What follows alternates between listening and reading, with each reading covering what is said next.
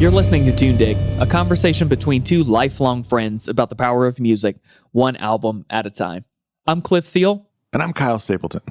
Each episode, we talk about a single album in depth, unpacking it through conversation to understand what makes it worth appreciating, and learning a little bit about life along the way. If you're listening for the first time because we're covering an artist or a record you love, we promise you'll learn something new or gain a new perspective by the end of the episode. And if you've stuck with us for multiple episodes, you know by now that you're bound to expand your horizons as we share clear entry points for artists you may never have tried to get into before. Today we're talking about Supa Dupa Fly by Missy Elliott. Here's a way to begin a sentence that I don't usually go with. I think Queen Latifah said it best. That's the part. But she did. She said, quote, "You feel free? You want to try some wild shit? Thank Missy. Because you can trust me, nothing sounded the same after Missy came on the scene. Nothing. Everything changed. The bass line changed. The pockets changed. The cadence, the writing. And that's because Missy has always been a futurist. Somebody who's looking ahead." And considering that quote came from the introductory speech for Missy Elliott being the first female rapper in the Rock and Roll Hall of Fame, I think we are already drawing a pretty clear picture of why talking about Missy Elliott is well overdue and why we're going to make damn sure that you've listened to this record, if you haven't, very recently.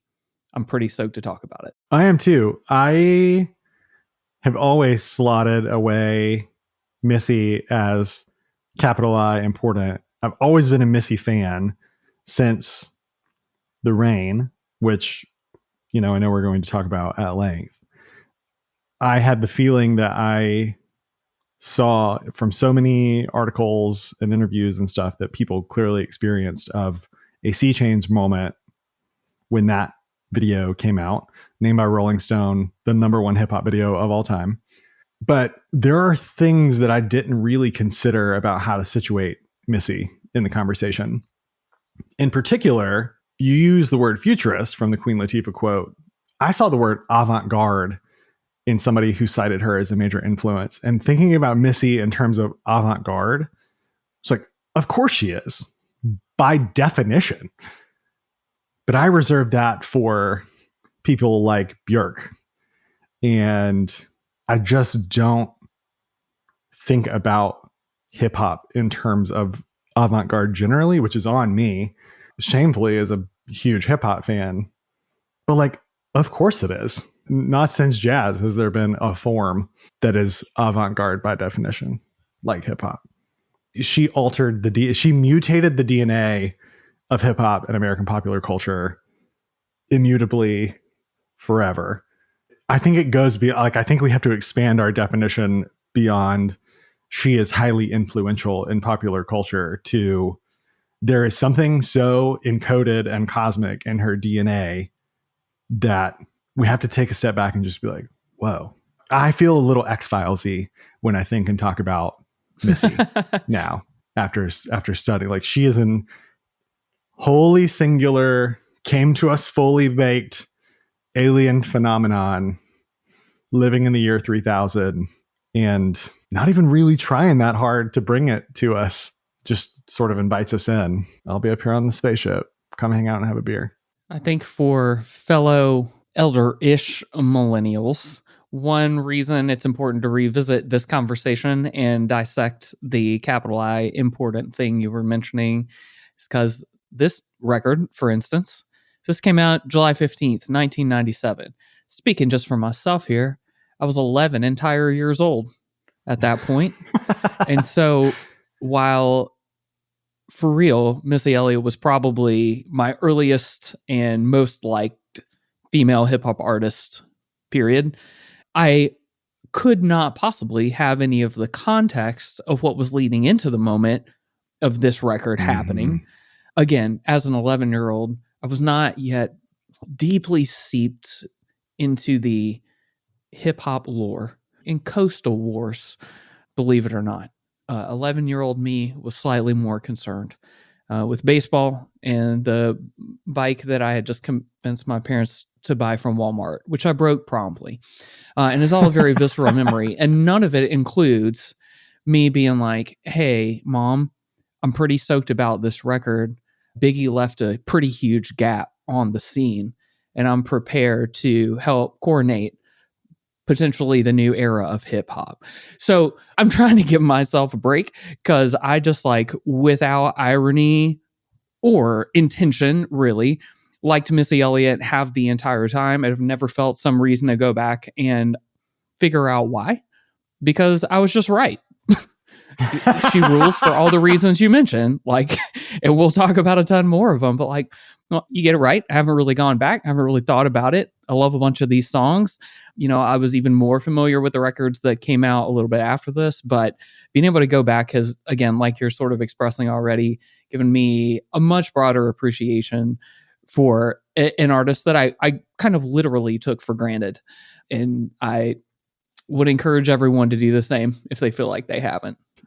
You know, we talk about fresh listen and how to think about an artist fresh, which, you know, for an artist of Missy's stature can be kind of hard to do. But I think a lot of people are probably going to be in the boat that we are, where we've taken Missy for granted.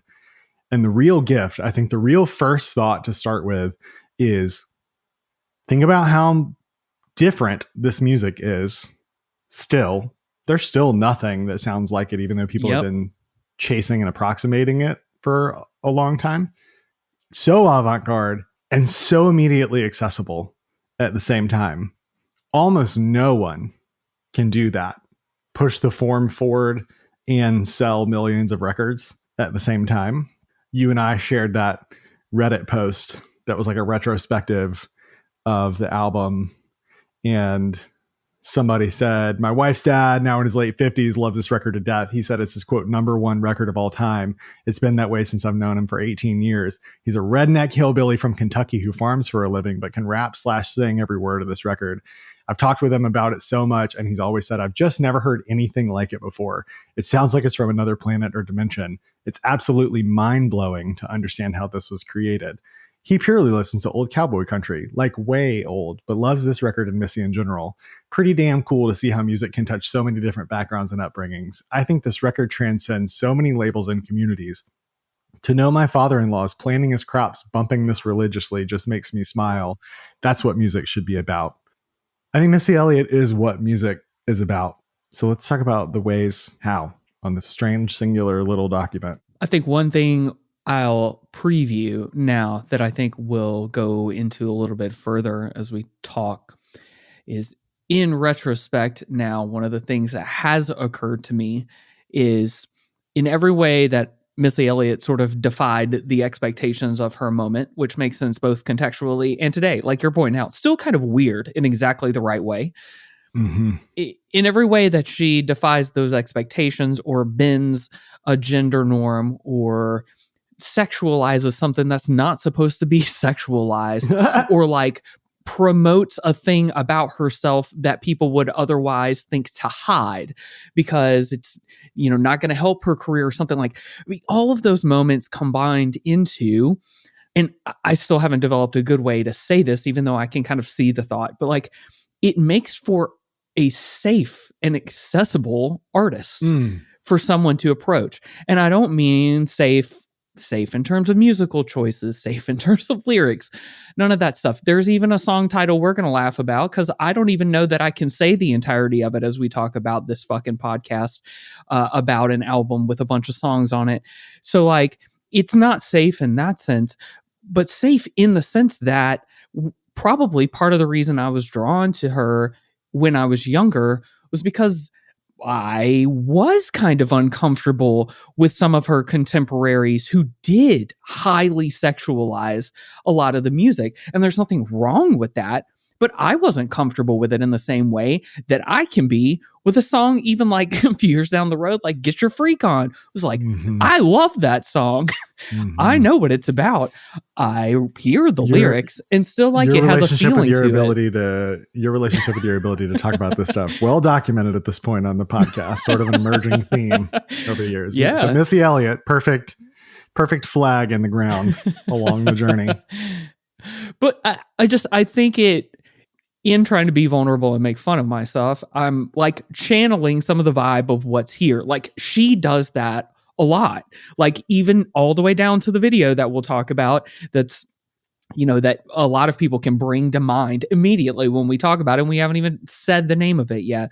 So many of those things defied the expectations of what a music video should be, and especially with a female artist.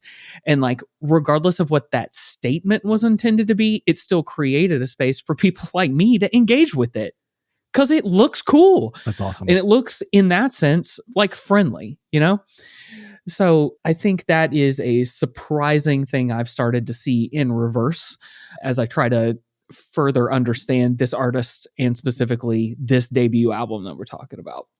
To make this part easy, every now and then we cover an artist that has, I guess pun intended here, a hilarious rap sheet in terms of accolades. So let's just run down this one real fast, okay? And we're not even going to cover everything majorly, but for those who might be uninitiated or underappreciating, Missy Elliott is the first female rapper in the Rock and Roll Hall of Fame. She's in the Songwriters Hall of Fame, 4 Grammys, sold 40 million records, best-selling female rapper of all time, a National Medal of Arts recipient, which we might quote from later, Michelle Obama help present that. Like, okay, so like there's some form of accessibility here, like I was talking about. But this record, platinum, Grammy nominated, and almost universally critically acclaimed. Yeah. It's on nearly every all-time best albums list that you can find. And I think one undercurrent that we'll discuss here is all those things are true about her and all those things are true about this record. And still, it's probably all underappreciated in terms of impact. We'll talk about a couple of specific reasons why, but it's very likely we're actually undercounting, not overcounting all the influence that's taken place here. It's really impressive. I think another nuance that shows how incredible she is and just sort of her prowess is that this album was co-released on Goldmine, which is her imprint. So I think part of the reason you see some of those accolades and outcomes is because even though she recorded and released this somewhat reluctantly and a bit effortlessly, she still had total control of whatever I'm going to do it my way. So I call that out right up front to say, like, I think those two things are directly connected. So you mentioned the somewhat casual recording. So I think that's probably as good a place as any to start, because it gives us a little lens into the collaboration that's a really important part of this record, but also the way that this album came to be at all, I think is pretty indicative of what was happening in that moment and why we are heaping praise on Missy Elliott in the very first 10 minutes of this episode to begin with, because no one's coming to check in on us. This is us really going, no, for real. We think about a lot of artists really deeply through the process of all of this. And every now and then we come upon somebody and go, oh shit, even I didn't understand this until now. And now we do. So this album was recorded basically in under 2 weeks at Master Sound Studio in Virginia Beach. So in October of 1996, the same year that Atlanta hosted the Olympics and had its glow up. Congratulations. But the cool, or like one of the cool aspects of like those details, Missy Elliott and Timbaland were already in extraordinarily high demand as songwriters and a production duo. And so the fact that they recorded it there in that period of time, in that short of a period of time, all like gives us a little glimpse into what was happening, because they could have gone anywhere and could have been doing anything. I mean, they are not long after that, right? Like their work with Elliott would blow up. Like, so it was a big deal, not only that they again, casually seems to be the right word, casually recorded this one in sort of a nearby bedroomy feeling studio. But on top of that, something that I would have never known at the time, but now can see really clearly in all the stories, like she was basically like the public demanded this record from her in a sense. Mm-hmm. Like, this got recorded because of the mounting pressure from all of the people around her to release an album, because of how desired she was, not only through her existing work, but then as whatever that would be, in the form of a solo artist, or making a record under her own name. A lot of people go from sort of undiscovered to discovered, and then you get the investment, and then things take off, and oh, they were really that great all along. Yes. In this case, this is somebody who's so good at their craft that they were known for it in one context, and people believed in her so much, they already believed in whatever she would do if she made a record that they had never heard her try to make before. Like, this is like outrageous amounts of public accolade, praise, and pressure all at once.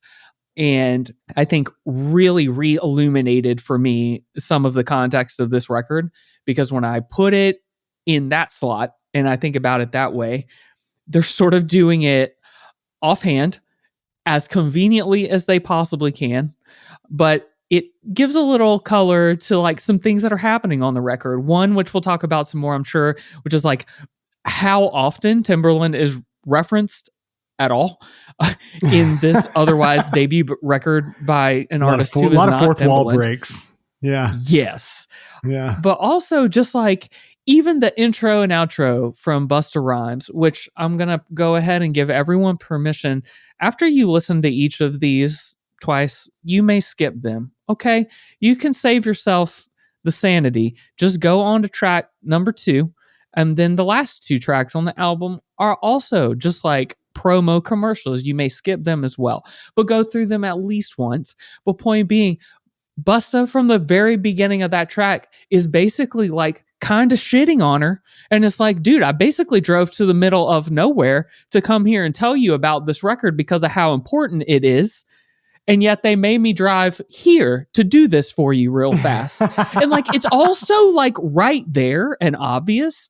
And like, it's just stuff I never would have caught otherwise, or wouldn't have cared about, when it was a new record or even just a relatively new record. But now looking back on it, all this stuff is hilarious and adds so much interesting detail to everything. And that's even before the record starts in earnest. There's so much confidence in Missy as the third person you hear on Missy Elliott's debut record. And this could easily be an episode where we talk about the woman thing of it all. And I don't want it to become that. Like, her greatness is gender agnostic. But Busta was like one of her heroes. And when I think a lot of people think about Busta, they think about the Busta that is like Missy, that, they call each other twins. So you think about his videos, his Hype Williams stuff, the Woo-Ha Got You All in Check type thing. They don't remember as much Leaders of the New School. And like, he was on Midnight Marauders and he'd been a fixture for a really, really long time.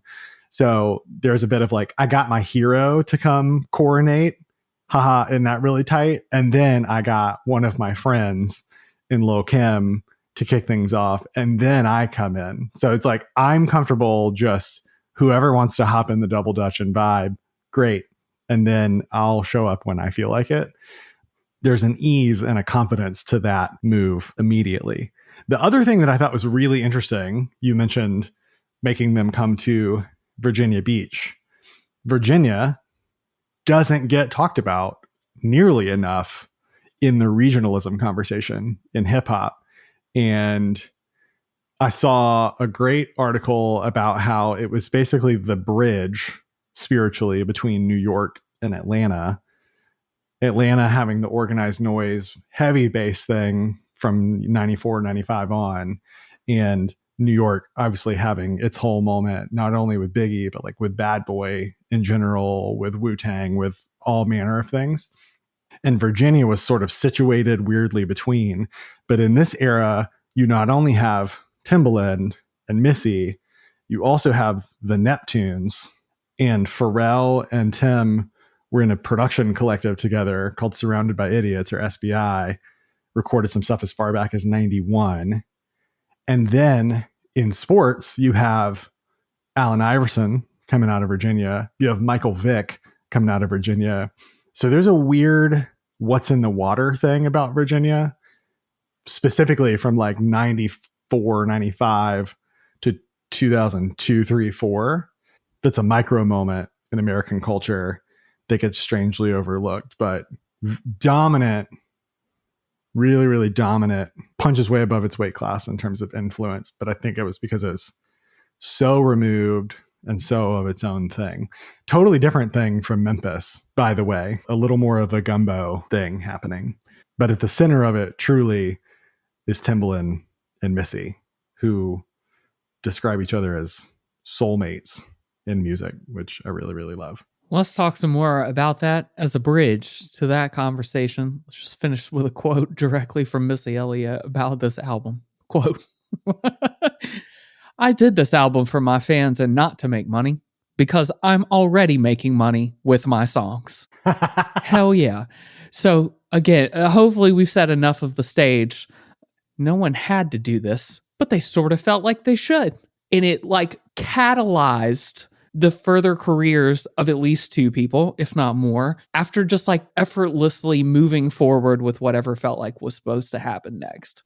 And to that end, you can never go wrong with like, if you do feel like you found your soulmate in your art form, just go ahead and keep going.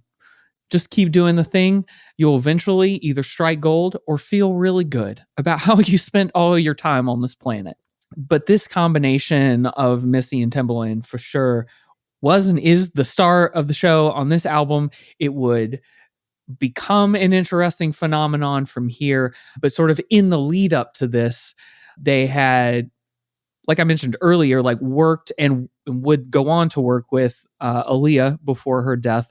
But for Aaliyah's second album, One in a Million from 1996, like that went double platinum. And at that point, like if you're doing like tracking their trajectory on a graph or whatever, this is where we start to do like the hockey stick type of like logarithmic growth, right? Like they were already extraordinarily well known, both of them. Then they were well known as the team. Then they were building and building. And then One in a Million for real took off in a way that put them squarely in demand, like globally, kind of across hip hop. And again, like when we say sort of like universal critical acclaim at this point, this is really the moment that they were inside of. And so that is the context that these two find themselves in going into this particular record. What can you even say about Aaliyah? Before you even get into The Rain, I think it is a good moment to back up and talk about One in a Million, or cue it up and play it, you know, stop the tape, go switch over to that. I remember being like, is that crickets? Are those crickets outside my window, or is it in the song? Because I listened to it late at night and just be like, oh my God, everything about this sounds so different. Love it, baby, love it, baby, love it, baby. Love it, baby, love it, baby, love it, baby. Love it, baby, love it, baby, love it, baby. Love it, baby, love it, baby, love it, baby. Baby, you don't know what you do to me.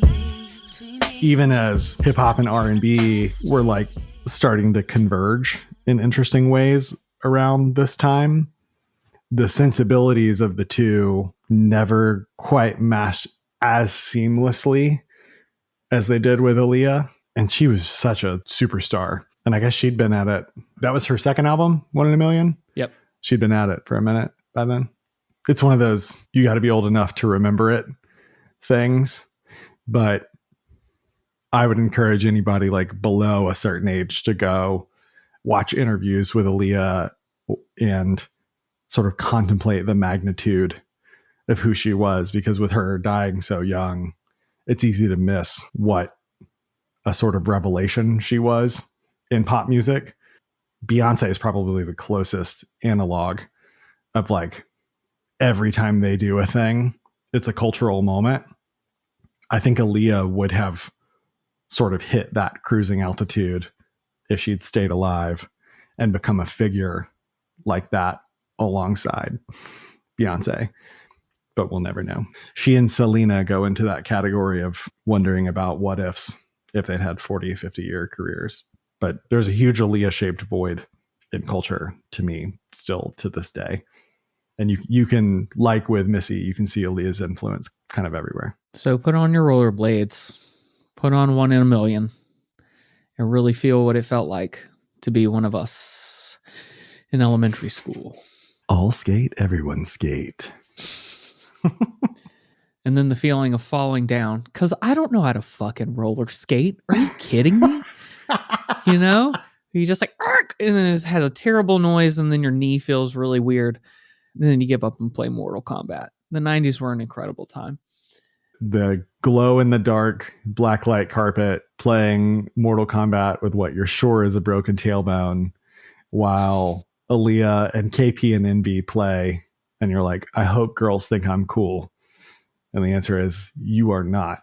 Yep. You are not cool enough to look cool while Aaliyah is playing, my friend. You just word painted the exact thing. Yes, exactly. There's no way to look cool in that context when you look like me.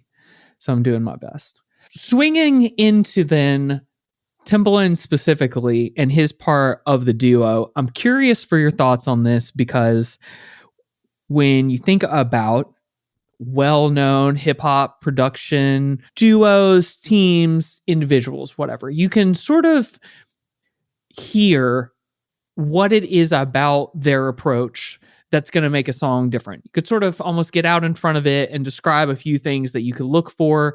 Yeah, if they're producing it, it's probably going to have 3 of these 5 things or whatever.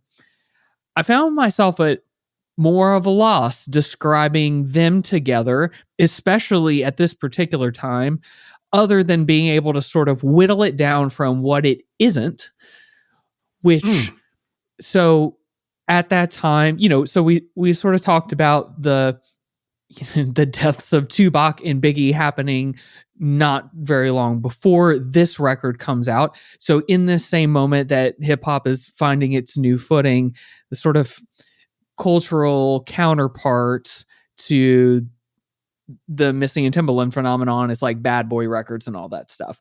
And they are continuing on in the more traditional lineage of sampling songs, taking Diana Ross and whatever else and just like chopping and flipping and changing and all that stuff and sort of doing something on top of it.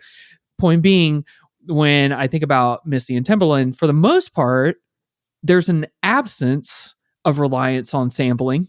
Not all the way to the side of like Soulquarians and literally playing the music, but even like a favorite of mine, right? Like Get Your Freak On. Hopefully we'll talk about that even in a place or two more before we get out of here. But like, you know, that's a song that has Punjabi and Indian instruments constructing a beat that sort of sounds like it should be sampled from something else, but specifically isn't. And then also has like a Japanese spoken word inside of it, all of which is like, as an aside, that combination of things would probably offend our cultural sensibilities now 25 years later. Like, bro, you can't just throw 3 different cultures into a bowl and then make sure that the beat sounds good. But point being, like, none of that was sampled or like chopped and screwed stuff in the same way that so much of the hip hop has been in the 20 and 30 years since then.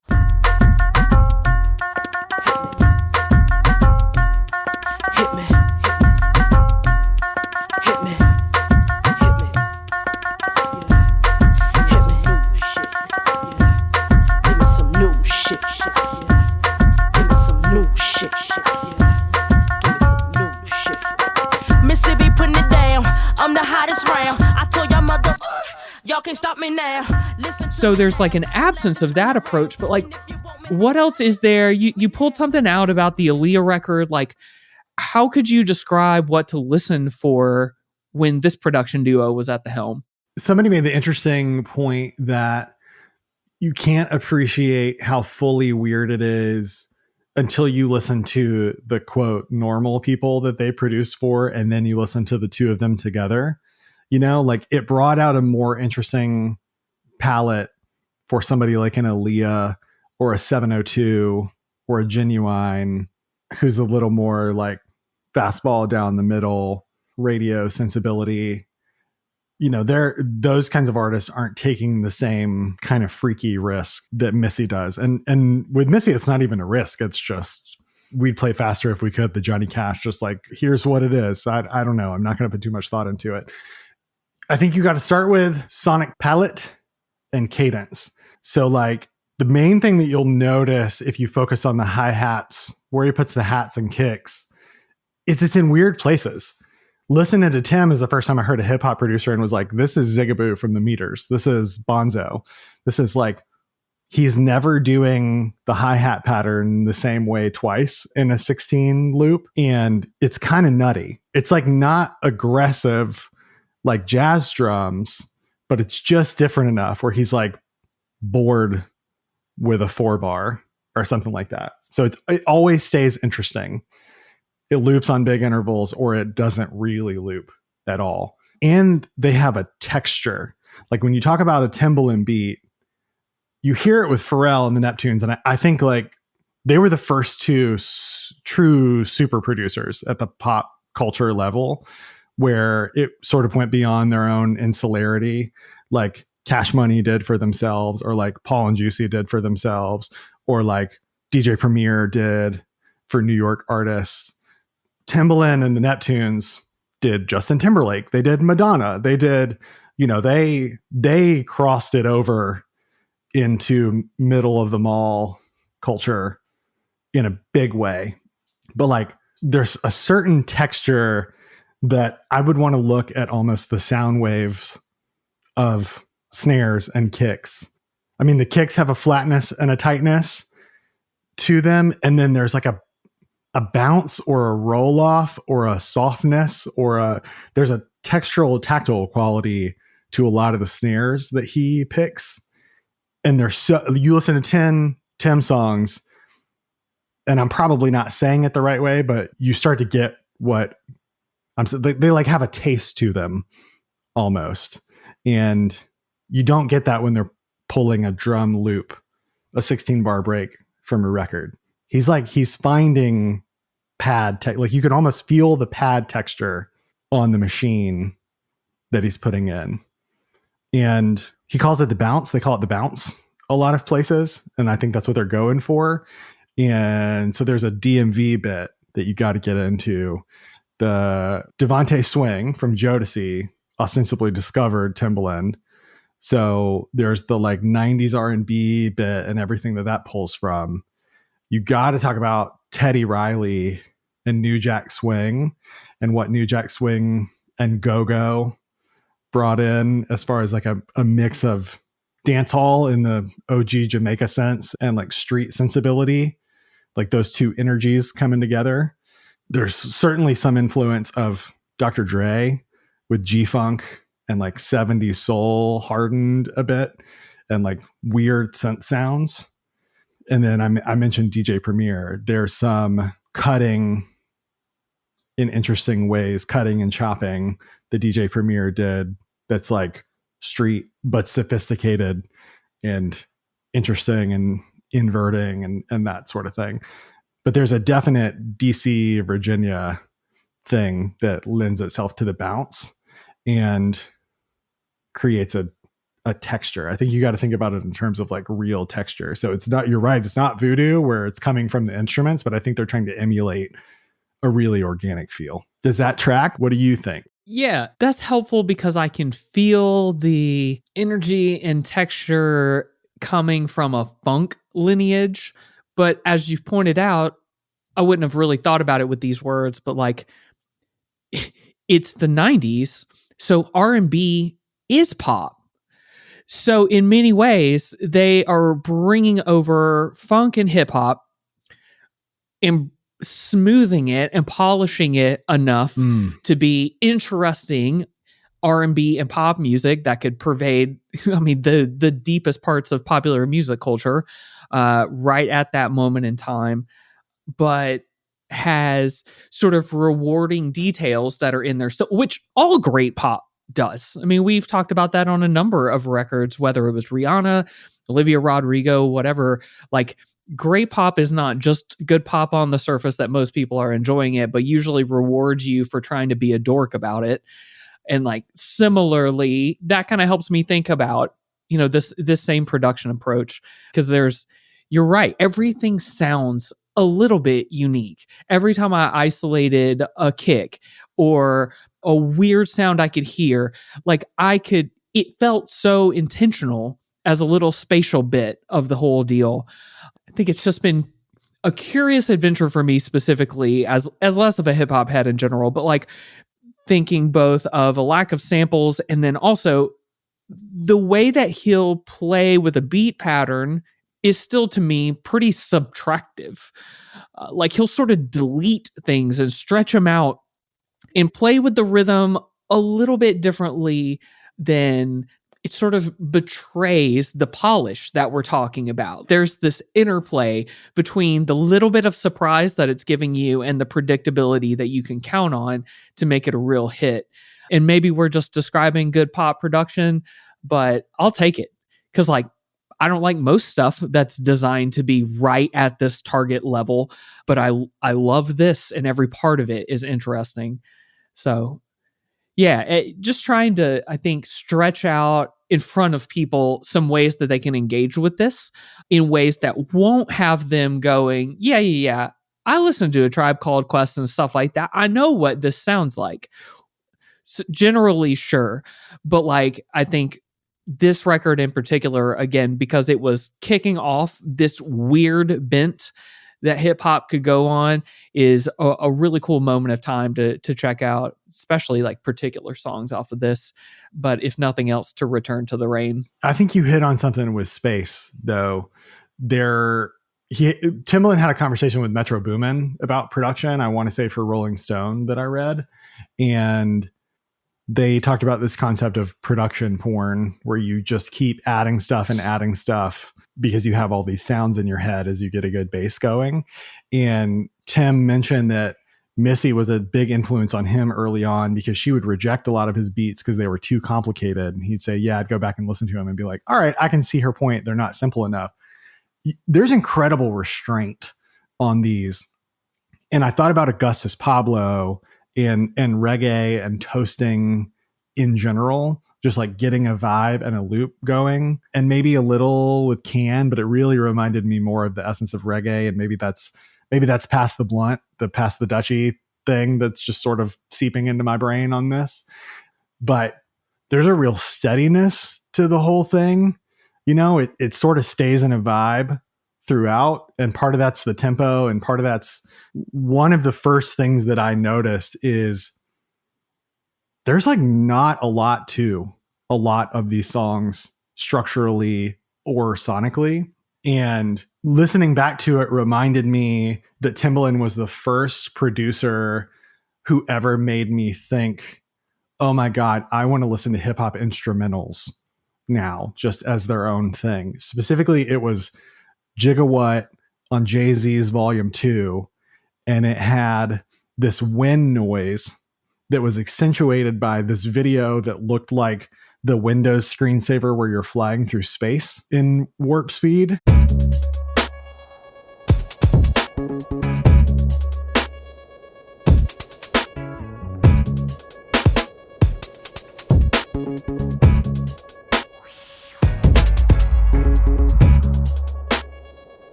So visual and so minimal because there were only 3 or 4 elements in the whole thing. And then you listen to The Rain, listening to The Rain with fresh adult ears and knowing it was as big a song as it was, and then being like, oh my God, it's just the one thing over and over. It's just the little bit of bass, the doot doot instrument from the sampled track, and like a couple of other things. And it's the hook, a Missy thing, the hook, a Missy thing, but it's not even like verse, chorus. I don't know. I guess contrast it to like a Nirvana song where it's obvious they use big swings and dynamics to signal what the part of the song is and move with tension and release. There's not a lot of tension and release, I guess, between the elements of a song like The Rain. I guess I remember the anecdote. Tim said, like, that was one I just had on my keyboard and it was on a loop. Like, no shortage of ideas with these two, right? Missy was like, what's that? That's dope. And I just kept doing it. Then I put the bass line in it and she started going off. And she went, this is about to be crazy. Next thing you know, she said, all right, y'all got to get out. But we kind of created that one together. Missy knew it was going to be hit the moment she heard the beat. We were both hype. She was hype about that record. That was one of her first ones. And after that, she tapped into a zone. So I think that anecdote tees up the whole rest of the record for me, where it's just like, that's self-evidently dope enough that we're just going to do that for a while. And you get an even stronger thesis statement on, it's very funny to say, the thesis statement of this album is a song called They Don't Want to Fuck With Me. I think it's the best thesis for the album, and it's the best preview of what's to come, because it's where she raps the fastest and most confident. So it's where you see the sneak preview of Get Your Freak On, Missy, that doesn't really appear. She's very low key, very low in the mix, very singing in a lot of these places. You know, she doesn't like go as hard on 90% of the record. But in the middle of They Don't Want to Fuck With Me, she goes, Hey, yo, Timberland. Yeah. I'ma just dance a little bit. You don't mind if I get my boogie on, do you? Yeah, you know what I'm saying? We don't gotta rhyme through the whole track. The track is banging by itself. You know what I'm saying? the meta reacting to the thing that they're getting going. That, I think that's where the like reggae dance hall, oh, we've locked into a vibe. Let's keep it looping, and I'm going to go get a beer or whatever, and let's just boogie for a bit. There's such a realness to that. But I think that's what makes it listenable. It's all in that sort of like, let's not overthink it, and let's not over engineer it structurally as a song. It's just a vibe, you know, it's a vibe thing. And spiritually that lives on in like a Frank Ocean. You listen to like a Blonde, and there's a sort of, I don't even need to put drums on this. But whereas Frank's is like to evoke an emotional thing, Missy's is just like, that's fun. Let's let this ride for a minute. Fun. That's it. Fun, period. It also reminded me the same thing that you are describing. Also, the way that they lock in on the rain and then just kind of sit in it, such that you also can't tell how long has the song been going on. When will it end? It reminded me first of how James Brown used to do that, and then very specifically and viscerally reminded me of Led Zeppelin doing the crunge and aping James Brown and doing the thing in the song where they're like, take it to the bridge. And like, just doing the whole meta on top of meta for music dorks only level thing. Not only having that level of care and detail and almost like lore in the music, but also having the 1973 Led Zeppelin confidence of, I think I'll just do whatever the fuck I feel like doing, actually, and you'll be grateful for it because it's real good. Like remembering kind of all those things at once, and remembering the vibe of people who are spiritually in this line, of which I would definitely include both Robert Plant and James Brown, of just like, you were born to do this. And then once you realized that you were born to do this, you did not experience a lack of confidence that the vast majority of us experience on a regular basis as we try to fumble our way through life. And instead, you all find yourselves in these moments and just exude excellence. Just sweat it out. Just by sitting in front of a microphone or letting Timberland do a loop on his keyboard. These moments remind me of what's possible and the space between truly magnificent artists and myself. Right. I think you can see evidence in what they're both respectively doing now, you know, not to fast forward to the legacy and influence part of things, but it's almost less excellence is sort of the guiding light. Just like, we know we're good, so let's just do it. And it's more curiosity. I know I talked about fun, but I when I think about the two of them, when I think about Tim, I think about the way he's like always programming loops, and he's got 1,000, you know, DATs or whatever saved. I think about that Jay-Z clip with the dirt off your shoulder thing, where he's flipping through 20 or 30 things, and he hits dirt off your shoulder, and Jay goes, wait, what's that? To know Tim and to think about that is like, these two people are just kind of always making stuff. I think the gap that you express is really just like they have a curiosity and a love, and the fun, the energy comes from the process. Thinking about the world in terms of AI and creation now in 2025, the thing that a lot of the end product people miss with AI, like AI will assist in creation or whatever, like, but it takes the part out of the process that makes people like Missy and Tim unique and differentiated, is joy for the process. There's joy for the process that's evident here throughout. And it comes from a curiosity and just like a continual, always doing something with your hands thing. Actually, thank you for that. That lights a fire under my ass about this. I think a big part of creativity that we'll notice from many of the artists that we've talked about, but is also true here, is like they're not going to tell you in words yet what they're going to do. They just tell you that what's happening today isn't good enough, and we're going to do something different than that. And like in that sense, so much of artistic creativity comes from just like, I don't know what it is yet, but I know what it isn't. And in that sense, like that is, to me, you made me think of it when you mentioned the AI stuff, because I'm hesitant to go one way or another and try to make it Boolean on any of this stuff. But to your point, we can't just plug in technology in the places where we're trying to whittle something down. Like you can tell the computer, okay, go whittle a little triangle off the top in this particular area. But like you, the person, have to be visualizing what the thing is that you're making on the other side of saying what's not there, whittle it down. It's not that. Change this, keep it going. No, not quite.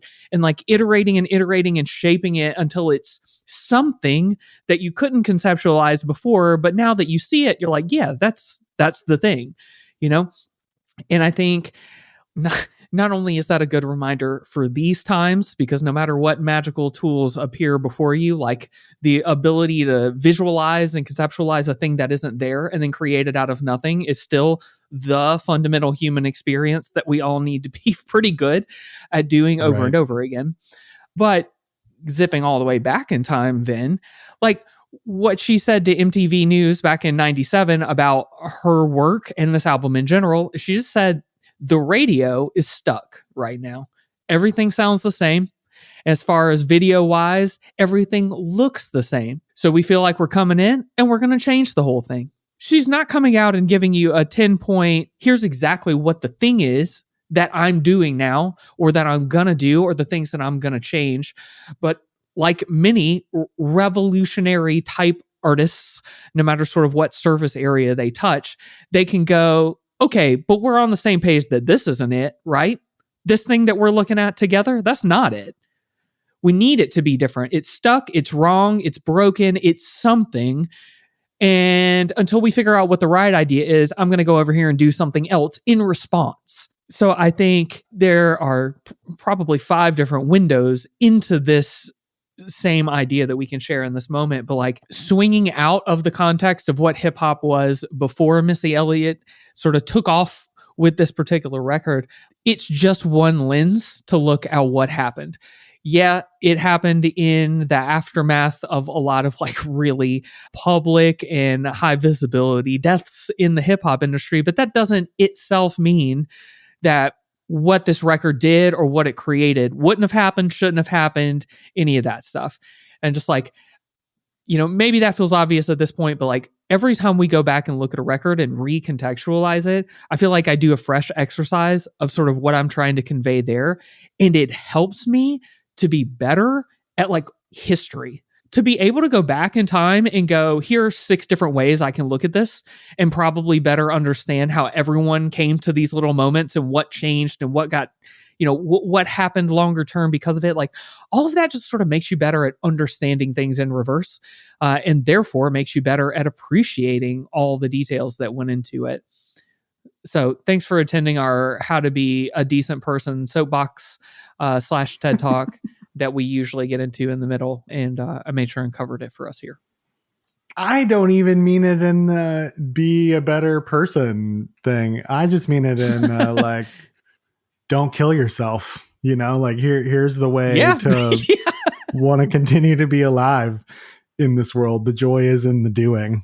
And Missy is such a good teacher in that way. Like we've talked so much about the Prince principle and the only way to exist in the world is to try to be the one you.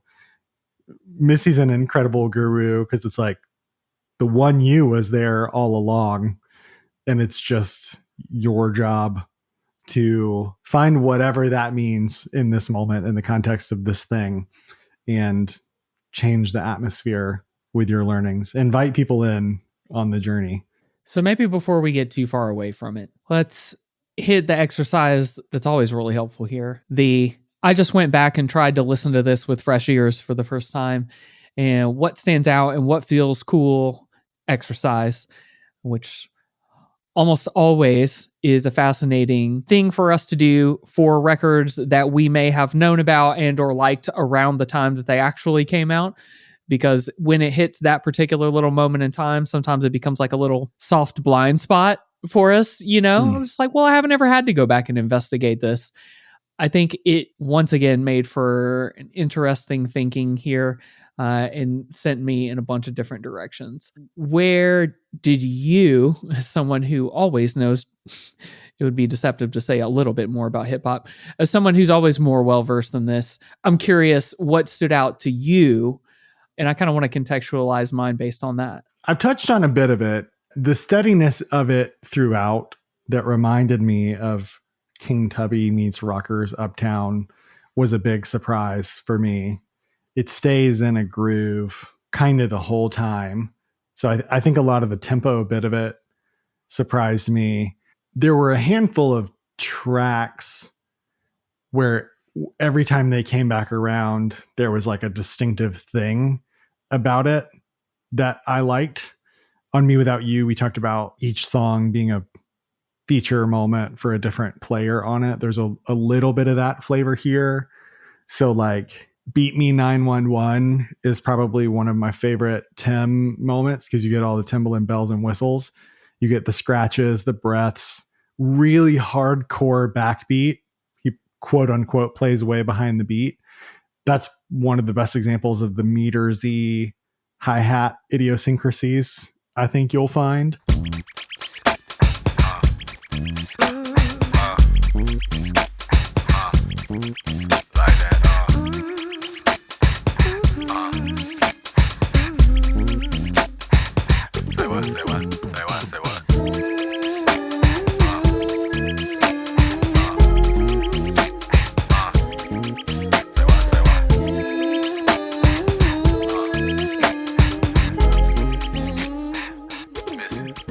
There's really funny stuff on this record that's like as funny as her being fisheye lensed in a garbage bag suit. On I'm Talking, singing for the chorus, singing the words, "I'm such a good rapper," but singing it is like such an insane choice and flex.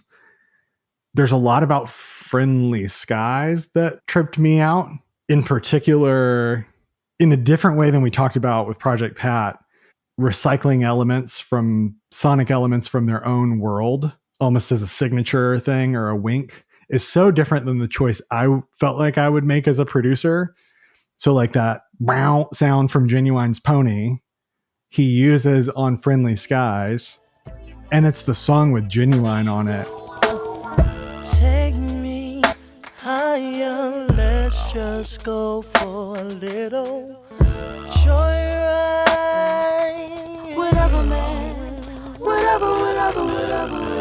Let's stay buckled up and let's make love across the friendly skies. Yeah. Which is like, remember his other thing? It's like, that's a fearless choice because it could be so corny deployed in the wrong way. Here's the wrestler entrance tag for Genuine almost or something. So I'd be a bad producer, I think, because I'd burn sounds rather than thinking of them as signatures or just like, that's a cool sound, pleasing sound to the ear, so I want to reuse it. So it shows really confident instincts in moments like that. And then there's like a straight up Black Moth Super Rainbow vocoder thing that happens on that. Yeah. And it's like, that's a whole diversion where he's just like, I'm going to do a Peter Frampton thing for the last little bit of this song. Crazy choice, but it works.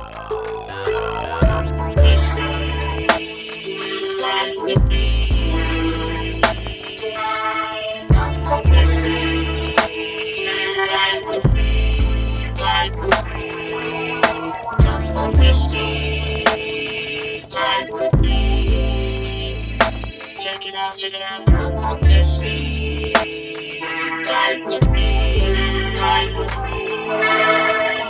And then in addition to referencing themselves and their world of friends who are like all featured on the record, but then they reference some of their other stuff.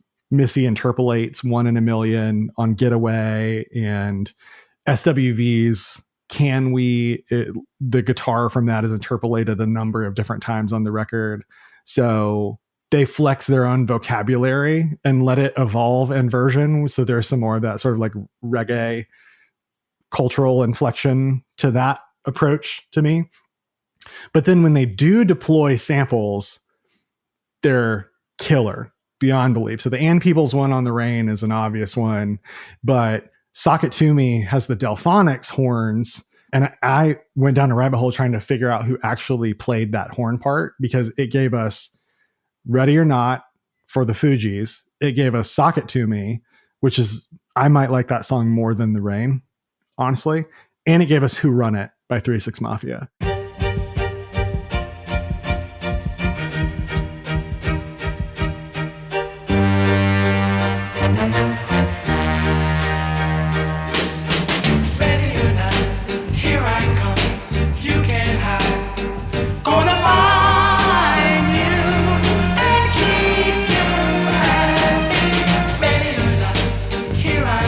Could that guy, who obviously was like a hired gun player, have ever known that he would ripple into eternity in that way? But then again, on Friendly Skies, they rework the intro part of like one of the most killer Earth, Wind and Fire songs, New World Symphony, underappreciated song from Gratitude that is like a halfway point between Funkadelic and Mahavishnu Orchestra. Like, a lot of people have sampled a lot of Earth, Wind and Fire, but it's such an aggressively weird choice to sample that one and then to use it on an airplane metaphor sex song. So there's just like a lot going on, and it's all deployed with really tasteful restraint. And the other sampling bit, like when you go to Who Sampled, almost everything referenced in there is not like beat or musical part, it's vocal / lyrics, because Missy deploys so much classic hip hop cadence. You know, on Izzy Izzy Ah, that's like obviously an ODB flip, and then she turns it into lyrical gibberish. But there's so much, like, she's a clear student of hip hop.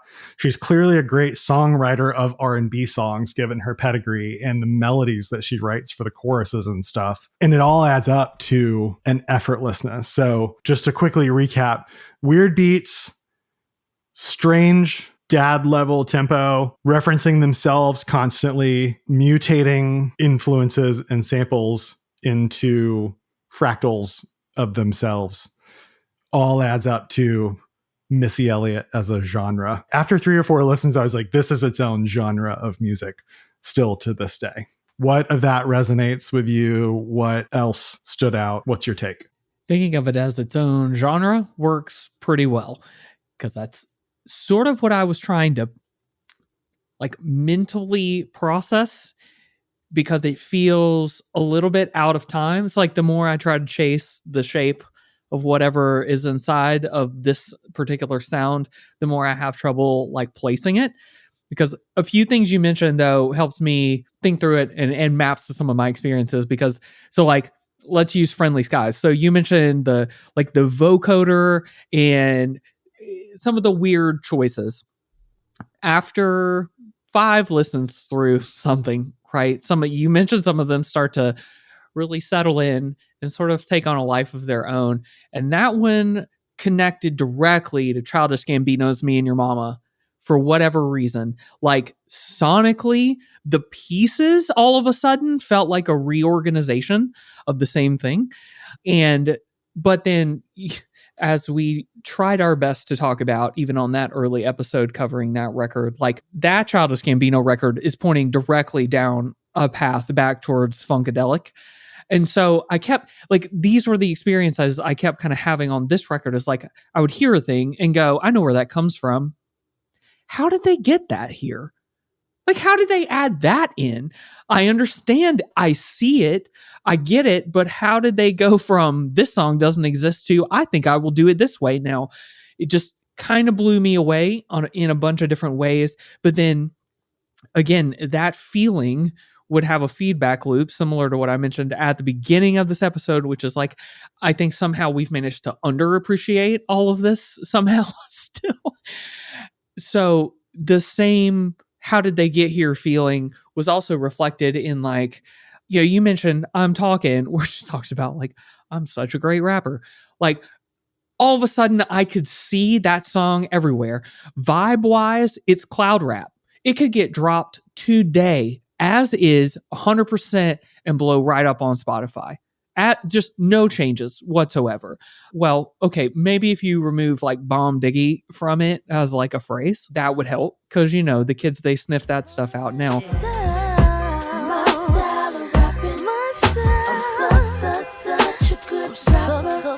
a good rapper. I give you good and plenty. My style's the bomb diggy. My style of rapping. Such a good rapper. I'm such a good rapper. I give you good and plenty. My style's the bomb diggy. Besides that, everything about it feels completely modern, feels laid back, new and fresh. At the same time, the audacity of saying, I'm such a good rapper in the middle of my song took me back to what feels like now Baby Cliff trying to absorb Rihanna's Sex With Me, where she's just like, hey, sex with me so amazing. Like, oh shit, okay, well, okay. Shit, okay, ma'am, cool. this is a Wendy's. And then speaking of the song title that I still can't even say fully all the way through in this episode, so we'll just shorten it to Don't Be Coming. Parentheses in my face. Which notably, it's like a borderline a country song title. Yeah. You know what I mean? Exactly. Don't Yes. be coming. Yeah. Yes. Yes. A eyes wide open while winking, double entendre level thing. Yes. And still, it makes me a little uncomfortable to see. But like, after I listened to that one a bunch, then I couldn't get Getting Some by Shauna out of my head. Like, the bounce of them they started to overlap. And then I could see it everywhere.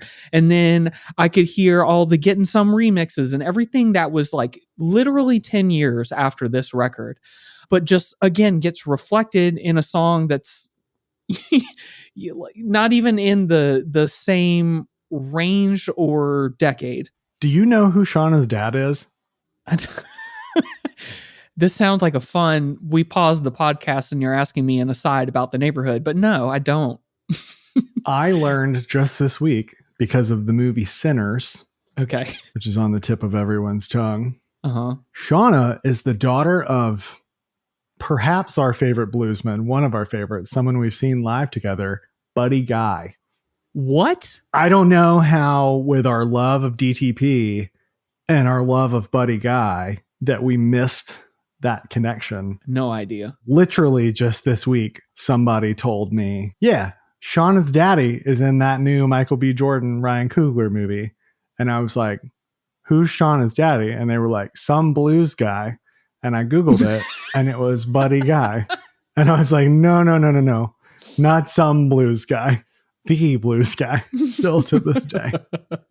Wow, that's a totally unexpected but helpful aside. One of the reasons... Free Snapple fact. Yeah. Well, okay. Sinners is a pretty good example of what we unironically are trying to do, at least in part, through this podcast. Okay, that movie is, in one sense, not for us. It's not for us. That's okay. There's no problem with that. It's good to be able to recognize those things and support other people when something is for them. That's all good. At the same time, one thing I noticed and appreciated about myself and about our complete, relentless dorkiness about music is the discourse started popping off with like, so have you heard this story about the crossroads and the devil? Yes. Why haven't you? Wait a minute. And then it was just like, oh, hold on. People don't fucking know about Robert Johnson. It was another one of those like everything is the same and all is one type of historical convergence moments. And so if you focus in on some of the important stories in your lineage, you will like have a little cultural key that unlocks things ahead of other people. And it blew me away in a truly shocking and surprising way how many people were now rediscovering this like extremely deeply important story that has played itself out through our culture over the last 100 years, in remembering once again that a lot of people are running around having no idea what undergirds their reality. Yeah, it reminds me, I had a mentor early in my career who was always full of Hallmark wisdom. And one of the things he always said was it's easier to become a success than remain a success.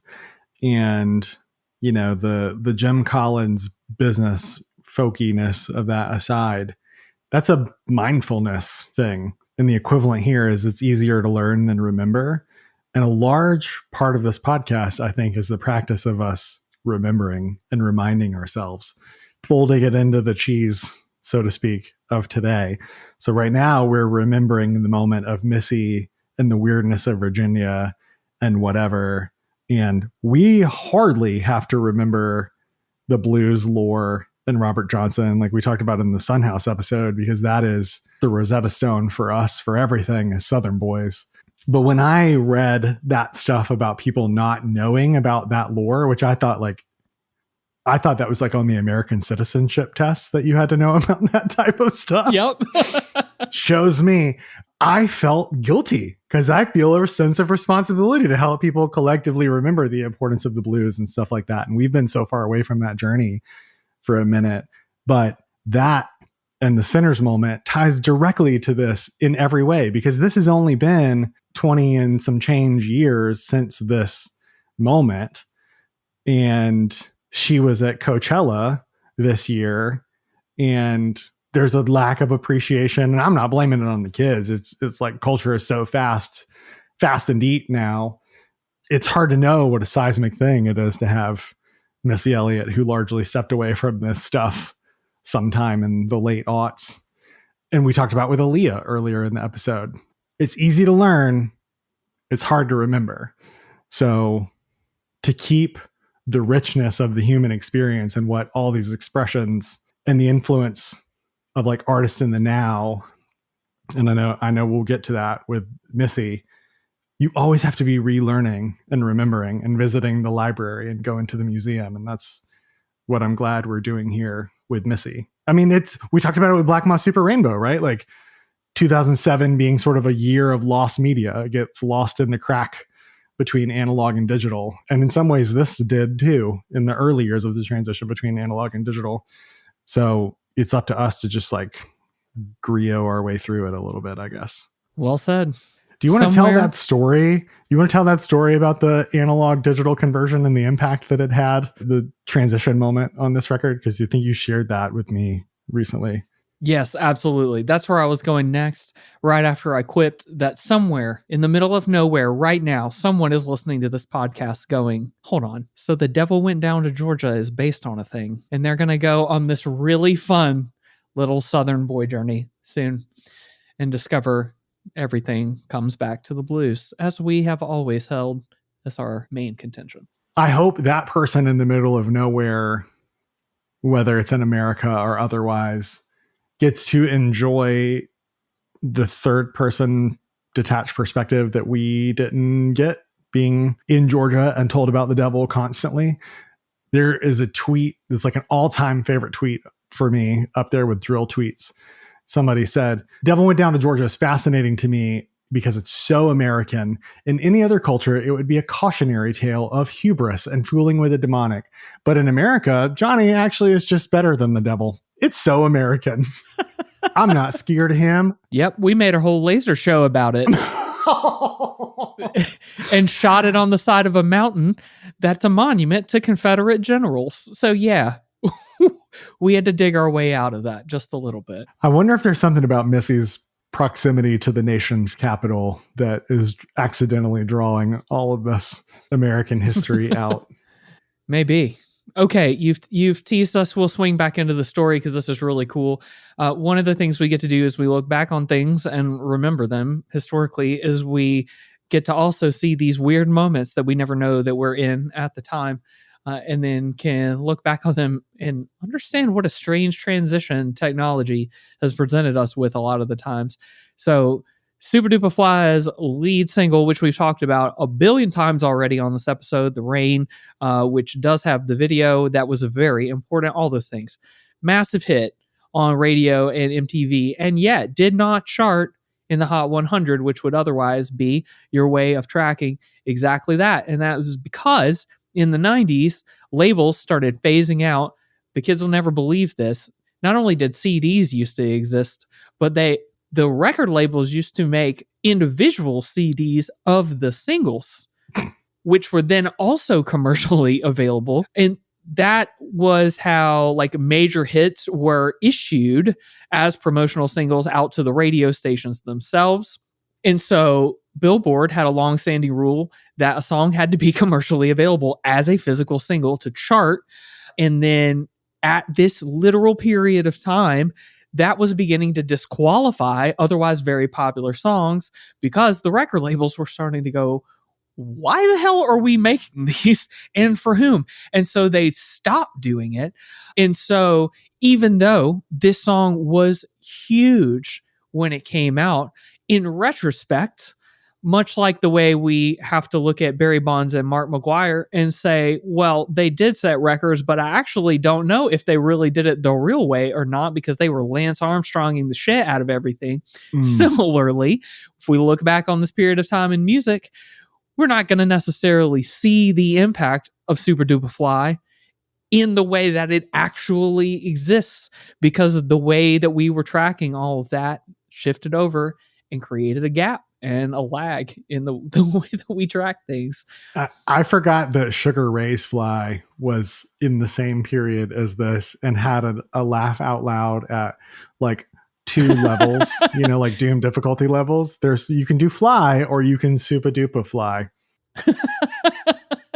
Yeah, the 2 examples that one article that was mentioning this phenomenon drew out were, yes, Sugar Ray's Fly and Will Smith's Men in Black. So just like, I don't know what to tell you about 1996 and 1997, but that is what it felt like, was the exact triangulation of Sugar Ray's Fly and Will Smith's Men in Black.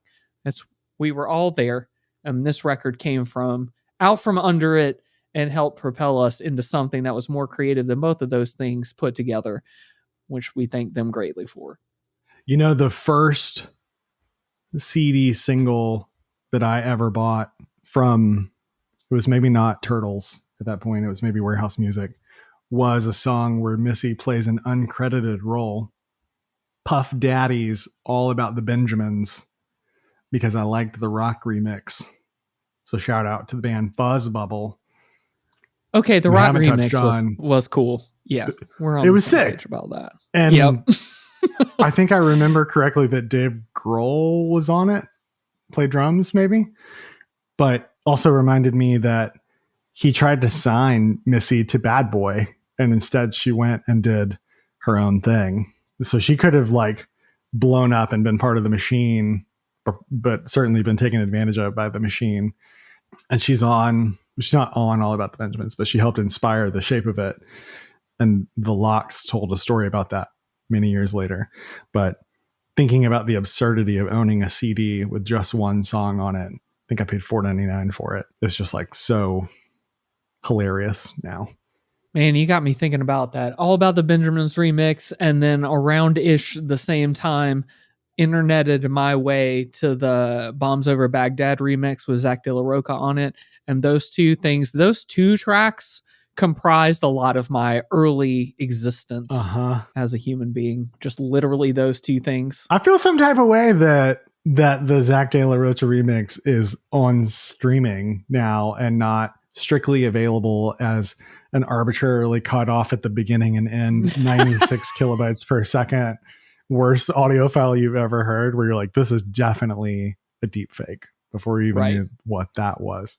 I almost don't like that it's not lost media. Like I kind of wish we could Mandela effect it a little as an artifact of its time. Kids don't know what it was like to try to download a thing that had a name on the file, and then only once you get the file and listen to it do you actually know whether it's the thing or not. And a lot of times that didn't work out quite the way you expected. Real big fish underscore at take on me. Real cover. Do not delete .mp3. Oh man. So swinging all of this, I think, back towards especially some of the longer term impact that this record and then Missy Elliott would have. We kicked off this episode with quotes because they're good. There are a few more places where people talk about Missy Elliott directly that I think are even more helpful than us continuing to wax on the topic one way or the other. One set of quotes I'll pull excerpts from. I won't do the whole thing because there's this awesome article where a bunch of former hip hop and R&B artists are basically asked, can you just tell me how important Missy Elliott was? And they're all like, yeah, no problem. Of those people, I get to be part of this? Yes. Yeah, right? So of those people, one of the interviewees was Monica, R&B artist, popular in the 90s and from College Park, Georgia. Thank you very much. Monica said several very kind things about Missy Elliott, but I think specifically brings out how this record hit for people when it first dropped. And she said, when I first heard the single, the first thing that I knew was that it was about to be a smash hit record. Unbelievable. When I think of it now, more than 20 years later, you don't forget how different she sounded. She is the epitome of what an innovator means. She's so creative and she was so fearless with her approach to things. And she made sure that her visuals matched the sound and took them to the next level. And when you think about a Missy record, you can also think about what you saw. That scene in the black plastic bag suit, nobody could ever forget. Which, like, yeah, we've been able to reference it in a podcast where we didn't have to even establish what it was about. And it's going to work for 90% of the people listening to this as it is. But she would go on to say, Missy Elliott knows exactly what she's doing. And I think it's because she does everything based off of feeling. If something doesn't feel right, she doesn't do it. And what's so endearing about her is even though she's an iconic creator of music and videos, is she's so humble. And like, I mean, we'll never get the chance to meet or talk to Missy Elliott. So this doesn't matter one way or another, other than to constantly remind people that artists are some wild fucking people. And we talk about all different sorts of them. Some of them are good and bad and whatever. They're sort of all over the place. But a lot of what we find in the people who make the most impact, and Kyle tends to bring it out the most out of the two of us, is like, these people have a connection with how they are feeling, and they can go, I want to feel a way about a thing that doesn't exist. And they can go from where they are to that thing existing and them feeling a way about it faster than me or you could even conceptualize what that means. And like, I encourage people with this in my line of work, which is not nearly as creative as any of the stuff, but like, I like reminding people the same thing as like when someone starts learning guitar. Like the main difference between someone who doesn't know how to play guitar and someone who's very, very good at guitar is that the person who's very good at it has done it a lot more. That's pretty much it. Like everything else is sort of a detail along the way. And so similarly, like when we encounter an artist and other artists, when interviewed about them, say, here's what's special about this person, I can put my finger directly on it. They do a thing based on feeling. And on top of it, when they can also come back and say, and those people are humble, and like specifically point out basically like, this is not just a good artist, but a good person who exists in the world, who is utilizing what they're creating creatively and actually make a further impact beyond just doing interesting things with art. Like when we encounter people like that, it's worth paying attention to. It's almost always a sick payoff to just go super far into an artist that you can hear is not only creative and doing something new, but also known for being humble, kind, interesting, and curious. That's so rare. that when we stumble across it, we should not, like we said at the beginning, take it for granted. That's usually the sign you've got a lot ahead of you if you dive in. I totally agree. It's that old aphorism, the best way to be interesting is to be interested. And you and I talk about it a lot in the context of punk rock, and we're pit retired. We're borderline 2 generations out of the sort of zeitgeist generation of new bands shaping the scene. But punk keeps you connected to youth culture and the importance of youth voices and not getting locked into the way that things are, it's always been this way, whatever, keeps you from getting jaded. In a similar vein to everything that you just said and added on to the Monica quote, Timbaland was doing a bit of a track by track in one interview and talked about, he said this one thing that I thought was really interesting, that she was never a hater, emphasis on the word never. He said, DeBrat's one of her good friends. They're still best friends to this day. She wanted it to be like an all girls thing. Like, these are the top girls and they're all on my record. It was about hooking up with the women that were creative like her. And she always looked at it that way. She always made friends with other women who were doing it like her. It was a girl power thing. Even when Eve came out later, Missy was like, that girl Eve is hot. She was never a hater. Every girl that came out, she championed, and she championed hard. So like, she was interested and she remained interested. And we talked about the curiosity earlier, and that extended to, like, think about 21 Jump Street when Dave Franco is like, don't be like that, man. A stranger is just a friend you haven't met yet. There's a joy and a playfulness to everything about Missy Elliott's world that invites you in, because it's like, don't you want to come in and like touch the weird, be a little weird together? Like, wouldn't it just be better if we were ourselves and had fun and said, fuck all that bullshit that got people killed? What if we just lived, man? Like, just lighten up, just get in this trash bag suit and walk down the street, which, by the way, is a thing that actually literally happened. She quote tweeted a couple of years ago when they announced that it was the #1 hip hop video of all time by Rolling Stone. She said, fun fact, I had to go to a gas station in Brooklyn, New York to get air in this blow up suit. And the suit blew up so big, I couldn't fit in the car. So I had to walk back to set down the street in this outfit in Brooklyn, all caps. Them people was riding past like, she must be high. Well, fun fact, if you are and you have to pass a drug test, wearing garbage bag outfit and then walking around outside is a pretty good way to pass that drug test. That's how I used to cut weight in wrestling in school. In an uninflated Missy Elliott.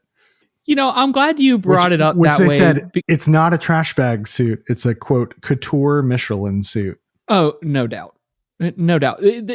The main thing that separates me from being a stylish individual is not, in fact, the clothing, but the fact that I would have no idea if I looked stylish when I was or not. So similarly, I don't really know the difference between a trash bag suit and something fancy, other than whether I could get it at Value Village or not.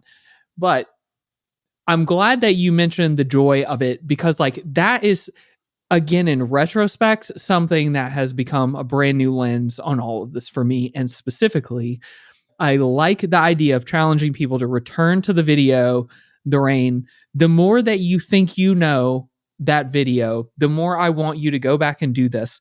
Because the thing that stood out to me, to all of the things you just mentioned, Kyle, and especially about sort of the context of that moment, like, that video expresses community and joy. Like, almost that's it.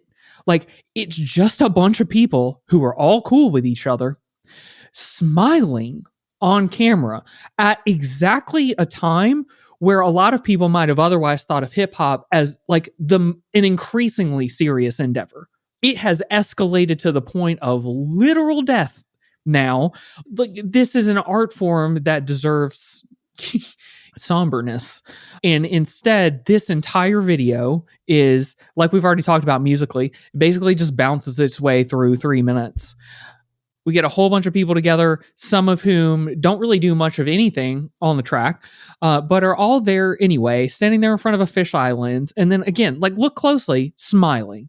And specifically Missy Elliott, smiling, expressing joy, and doing so many things at once. Like, we, at this point, even in recent episodes, we've talked about the Cramps. We've talked about all sorts of different artists that like invert and subvert gender-based expectations, sexualize one thing that shouldn't be and unsexualize things that should be, like all that stuff, right? And here, again, sort of returning to a thing I was trying to describe earlier, like there is an unmitigated joy that's just on display. And on top of it, like we would be able to learn a little bit more now in interviews from the time, but even Missy said about that, we wanted to make fun of the way that record companies try to make black women look white, fake hair and fake music. The whole thing is like a joke, and it is serious because you shouldn't have done that. It's also funny and not that serious. Don't be so serious about it. This is a very important record. Everybody wants it, but also I don't care that much. I sort of just did it in a bedroom in a couple of weeks, and then we just made this video, which is just effectively like a budget Jamiroquai video. We do and don't care all at the same time, and somehow it works because, again, going right back to what we were just talking about, like there is a sense of community support and just like positive vibes. We're going to be weird, but everyone's welcome to be weird with us. And like this is the whole thing that we're doing now. Even returning to it now, it blows me away how much that was trying to make a vibe shift in 1997, you know? A couple of things occurred to me as you were talking. One was in an NPR retrospective of the song in the video, it opened with talking about how in the 90s, rap video girls were scantily clad. And this was such a silly inversion of that. But I love the way they put it. It was like Missy was saying, you want curves? Here's your curves. I know I have a different figure than the sort of two archetypes in hip hop where it's a woman trying to be very masculine or a woman trying to objectify her femininity. And it's like, it's showing how absurd all of that is on its face. It's both of those things and neither at the same time, which leads me to my second thought that I had as you were talking about the joy and the community in the video. And that's that it is very Lynchian.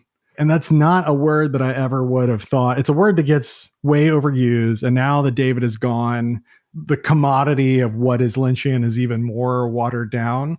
But I have to imagine that David Lynch loved everything about Missy Elliott. And the thing that so many people miss about his work is his glee in the absurdity. And that's why people like Kyle MacLachlan can do so well in a David Lynch project and then do so well as the mayor in Portlandia.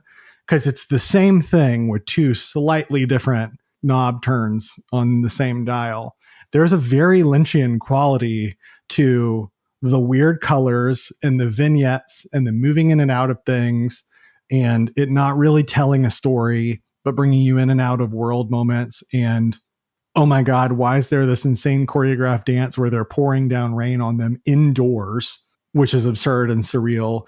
And then all these friends are showing up that you may or may not recognize. And they're just sort of like flossing in the mirror a little bit, getting ready to go out to the party. And you're just like hanging out with them like you're their friend. It's all got the same silliness as like a Blue Velvet or a Wild at Heart or the lighter moments in Twin Peaks to me. It's very funny. It's a very funny video and it's a gorgeous video. And when I think about Hype Williams, I think about shit like Big Pimpin' and like when he became Hype Williams with the like pin and pixel diamond zoom name logo at the beginning, like Lucasfilm type stuff when he was larger than life, $20 million man. But like, they're just having fun. Hype Williams, by the way, another person that's a like, if you don't know, now you know, that you need to go look up. Everything about the visuals of the 90s was like really informed by Hype Williams. And Hype was very inspired by the singularity of Missy Elliott. She gave him a platform to like cut loose and be his best self. And this is the number one hip hop video of all time for a reason. It truly maybe belongs in the Criterion collection just as its own little thing. Just to give a quick on-ramp in case someone did go, oh, okay, now I need to know about Hype Williams too. Okay, well, that's the person responsible for Getting Jiggy With It and No Scrubs and Gold Digger, the Kanye West song, before everything went totally downhill there. Like, I mean, even just those three off the top, it's just like, I remembered every single one of them visually immediately. And those are just like, you know, some of the highlights. Yeah. And by the way, it's not Ju- even the craziest Missy video to support this album. She's got a whole thing where she's Mega Man on, that's for Sock It To Me, right? And there's a video for Hit 'Em With a He, which I'd never seen. And there's a video, I think, for what's the fourth one? Beat Me 911. Is there a video for that one? I feel like. And like two of those I'd never seen, but I knew the weird Mega Man one because it looked like, now it looks like the Gmail logo, but it's Mega Man and the M is for Missy. And in another world, the Rain video could have never happened. And I think the Sock It To Me video would have been just as iconic if it had had the space, because it has the same holy shit factor as the Rain. And it's like a distant second in cultural memory, a very distant second. But I don't want that to get lost in the conversation. People, like we've mentioned a number of times, people talked about the importance of the visuals accompanying. These videos are bonkers and they're all worth a watch on a big TV. Video for Sock It To Me feels like they reused that same computer generated sound stage and turned it around, and that's where Linkin Park filmed in the end. It's just all like 1990s Tron went wrong level things on some distant sandy planet. But yeah, it's good stuff. And you're right. It almost it's like a lo-fi version of that though. It's got a bit of the Space Ghost thing where like they reuse like Liam Lynch level 3D animation. Yep. And they know how absurd it is. And you can see it in their faces when she and DeBrad are running away from it. I mean, it's just like, it's so funny, but it's so good because it's like, it's not trying to be serious and it's not trying to be funny. They're just having fun and you want to have fun with them. It's an absurd premise. And one of the things that artists can teach us to be better in our own lives about is like, if you're going to do a bit all the way with both feet. And if Missy does one thing, it's like, whatever the bit is, I'm sticking with it beginning to end. And then I'm going to do a totally different bit later.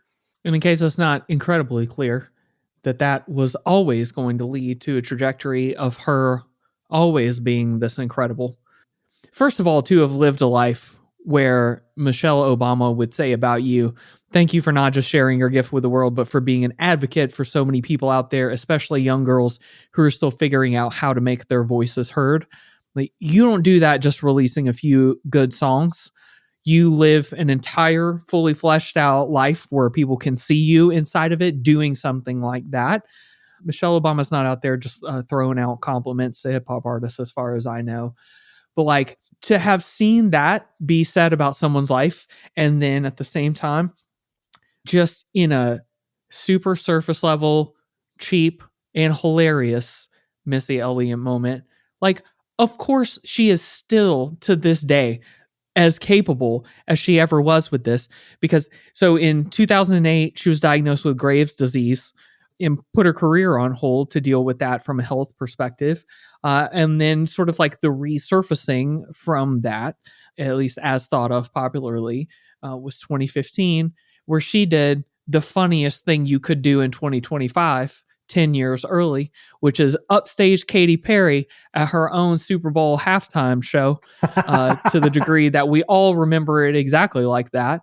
And just like incredible performers still at that point, but like reminding everybody of just how iconic and memorable so many of her songs were, and how inimitable her style and like production combination continues to be to this day. A whole lot of people have learned from her. We've got a whole lot of interesting people these days, Dolce among them. Like, we've got our own version of really cool stuff going on in 2025, but not a single one of those people are in fact Missy Elliott, and neither do they occupy the space she would occupy, where she's still going strong now. And that's, I mean, I know people can do math, but this record came out 30 years ago. Yeah.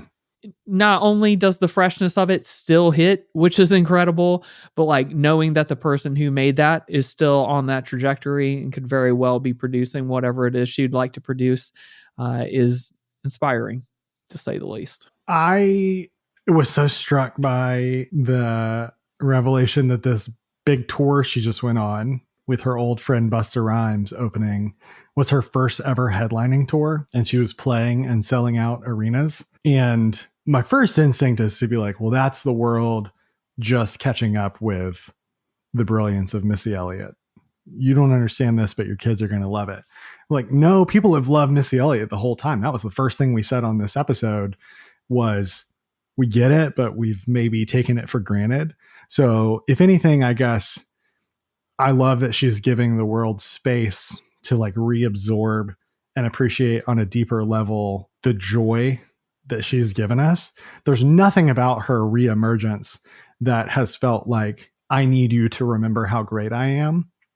It's once again like, I would like to be with you in celebration of the joy of music, which I think partly comes from the person she is, partly comes from like the pure hip hop spirit, 80s origin of hip hop in Brooklyn, New York type spirit. And seeing her play Coachella and people be like, this crowd doesn't deserve Missy, the world doesn't deserve Missy. It doesn't matter to her one way or another. Just like getting to be back out, doing the thing, sharing the joy, not hating on anybody is so evident. And it's an energy that I think we could all learn from. We could stand to remember and renew ourselves again and again and again. I mean, you don't even have to abstract this too much. She, in the Coachella event that you are talking about, she came out dressed as a fucking Transformers car. Like, nothing has changed. The vibe is still the same. Oh shit, we're going to have fun. This is going to be funny. It's going to be good at the same time.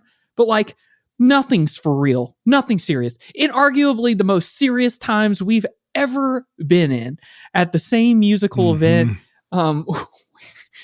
where Kneecap is now at risk of never being allowed back into America after using music as a form of protest, which is, anyway, see all of our previous episodes for that discussion. Right. But just like to have that same energy in this moment where it's like, I'm sure that she could be a really serious artist in this moment if she chose to be, because she knows how to express herself.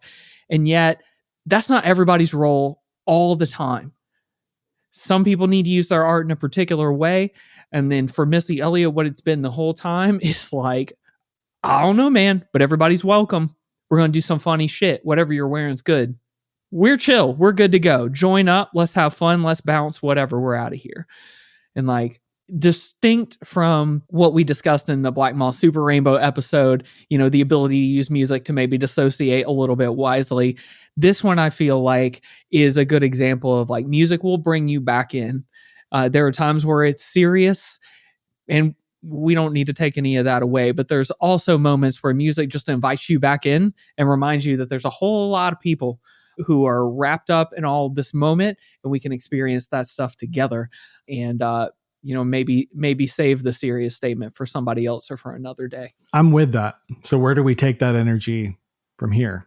My first thought for myself and other people prone to taking things too seriously is to not think things too seriously from here on out, especially in regards to like, oh, okay, this album latched into me in a new way. I'm pretty pumped about it. Where should I go from here? Again, personally, don't overthink it. You know where I started going was like Lil' Kim's Not Tonight and the Ladies Night remix, Up Jumps to Boogie, all the other stuff that felt fun from the similar period of time that reminds me of, I'm not sure how like localized the Dazzle skate experience was for me as someone who grew up in Clayton County at that particular time, but just like the feeling of like, I'm 10 years old, I'm not an adult, I'm also not necessarily a little kid anymore. I'm like experiencing culture for the first time and I'm watching adults have fun. And like, to me, as opposed to a lot of other artists where you can truly go on a serious music endeavor kind of through history, this one has felt better the looser I've gotten with everything. Whatever I want to listen to next goes. Whatever feels right in this vibe works. And if nothing else, it's reminded me of the types of mix CDs and playlists I was trying to put together when Missy Elliott was one of my favorite artists. And remembering what little baby Cliff was trying to put around Work It. on my splatter CDR. Oh man, it was Gossip Folks for me, because anything that had a Luda guest verse was where he really shone. Man, that's so real. It also occurs to me from what you said about Dazzles and experiencing culture in real time that, like, when people talk about old Atlanta and people who aren't from here aren't concerned with that whole bullshit conversation. When people talk about old Atlanta, they're talking about the feeling of what you just described, of nobody's paying attention to us globally, and we're just going to have a good time. There was an effervescence and a lightness to the sort of small town feel. And I feel really spiritually connected to the purity of the moment in Virginia at this time, because they were doing it for the love. And like, even if no one cared, we had a moment for ourselves at the skating rinks and the barbecues and all that stuff. And like, sure, there was other stuff that we weren't thinking about culturally, sociopolitically, what, like, all that's outside the door. Some of that stuff is good. Some of that stuff's really bad, but there was an environment where we could like be free, or we were just going to choose to be free no matter what. And it's hard to do that because of the nonstop sort of oppressions that find their way into our consciousness now in ways they didn't have mechanisms to do then. But there is a real lesson to that. No, we gotta hold on to our freedom no matter what. Maybe I should get roller skates. Maybe that's a lesson in this. Not the worst idea. And personally, I'd love to see that happen. That would delight me. And it would probably finally convince me to change the wallpaper on my phone to whatever picture I could get of exactly that happening. And my request would be that your shorts... Am I the wallpaper on your phone? You certainly would be if I could get you wearing shorts and roller skating. Yeah, 6'4" guy in roller skates, big tree, fall hard. I do have a saved, though, phone configuration. That is you in an Aaron Tippin shirt flipping me off, which I occasionally put on when I miss you.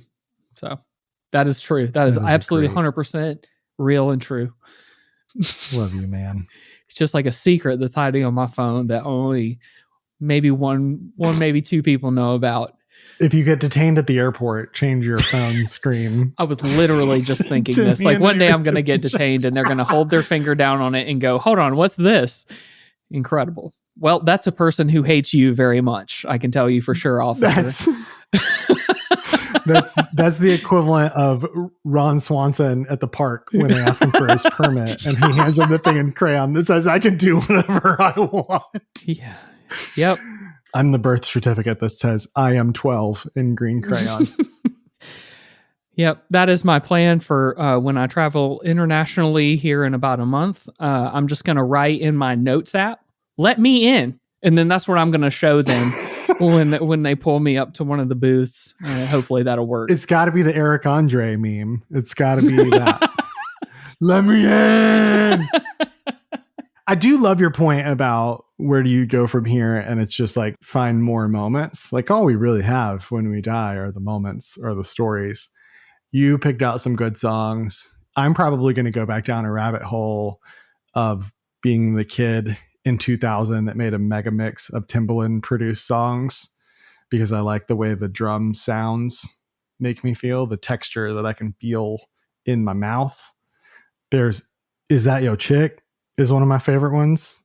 I think it's the remix that's actually Memphis Bleak anchored and not a Missy showpiece, but she's on the remix. Can't help it if she alone with a rider. Is that your shit? Why she on his six with a hand on his? Keep licking her lips. That your chick? Why she on his ride with a hand on his thigh? Keep licking in his eye. Oh, is that your chick? Tell her chill while you on his grill. Don't you know that man kid? That's your chick. Why she beeping him? Keep praising him, cause that's bleaking him. Trick. And why you home alone? Why she And there's out just with a whole me? bunch of Tim songs where he like outcropped and went on a generational run right after this from like 98 to 01. So I'll go down a Tim rabbit hole for sure. And RIP to Magoo, who has a great appearance on this record. But also there's a joy in just looking for Missy's fingerprints everywhere, in the joy of being yourself. You mentioned Doechii, and she's probably the best spiritual successor we have to Missy. right now, just kind of in every way. And it's wonderful that she's having her moment. And I'm like getting a little emotional thinking about her getting emotional at the Grammys. Very much the same spirit. Hard won fight for freedom. You know, it's hard to make it look easy.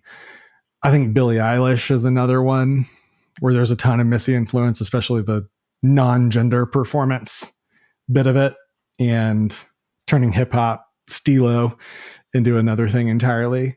There's a lot of Missy and Rihanna. Thought back to the Anti episode, and the freedom of an album like Anti has Missy's fingerprints all over it. And that's a decade on. The formlessness of Frank Ocean is like somewhere between Missy Elliott and David Byrne. SZA, who's currently selling out stadiums, is 1000% in the same vein as Missy. And you watch One of Them Days with Keke Palmer, and the humor that SZA brings to the like street and dance hall and sultry thing, not aggressively sexual, not aggressively non-sexual or masculine. SZA feels like a spiritual successor to Missy in every way. And it's just joyful to find all of those people. I think about them, and when I see their face in my mind's eye, I see them all smiling, and they are carrying on the lineage of Missy in that way. And all those people are just like a reminder with the music they put in the world to just smile more, smile through the pain or something, but to do it around people you love. And more importantly than anything, to just keep doing it no matter what. And jokish things aside, yeah, smile through the pain, but like also it's always so hard to like acknowledge everything is difficult and hard. All those things are real. All those things are serious. But also in the course of your life, like when you are doing on a regular basis the things that actually match up with whatever it is your heart wants to do on the inside, and then you're around other people who support you doing exactly what's happening for you on the inside, like you will smile. You will experience joy in unpredictable places and moments, because it's never one or the other. It's never that. It's never ever that. It's always both together, operating in some different combination under the surface. But like seeing the joy that you are talking about and imagining them smiling, like not everything will make you smile, but you should find yourself smiling, especially around the types of people who support you the most. I am not saying this to be sweet. Kyle and I cannot be around each other without laughing. It's just going to happen. Like our pure existence as humans who know each other and are friends together is fucking hilarious. It'll never stop being funny. It'll never make sense. It'll never be normal or serious. It'll always be funny, and there'll always be something for us to laugh about. And like, if you find yourself going a really long period of time without finding yourself smiling, try to do something new or try to change your context. One or the other is maybe going to bring this out, but like something about thinking about Supa Dupa Fly, the record from 1997, has reminded me that like acts of joy aren't just intentional things that we do knowingly, despite the awfulness that we look at right in front of us, but is also just like a natural and organic consequence of doing the things that connect us to reality and the people who want to take us to places where we're experiencing more connectivity. Like that will draw out joy. You'll find yourself smiling, and you'll find yourself probably goofing around with trash bags in front of a fisheye lens at some point, and then probably posting it to your stories. The right now image in my head is when I'm on TikTok, sometimes I'll come across a live of Timbaland sitting in his studio still at however many years old he is now, however many platinum plaques he has, still going, send me your music and let me listen to it live. And it's like him and T-Pain in a category of their own, still being as big a fan of music as they ever were the day they were born, the day they decided to sing a song for the first time. And like Missy's still co-signing artists. Two people sampled She's a Bitch, Cardi B and Bia. And people were like, that shouldn't have been a thing. And she hopped in the middle of it and said, It's all love. They can both rap. It's great. I love it. I'm here for it. No hating. Made a big thing of it. Missy was on that Fly in a Boss song. Everything right. everything that's just new and upfront and joyful about the new generations, she's immediately connected into. Yeah.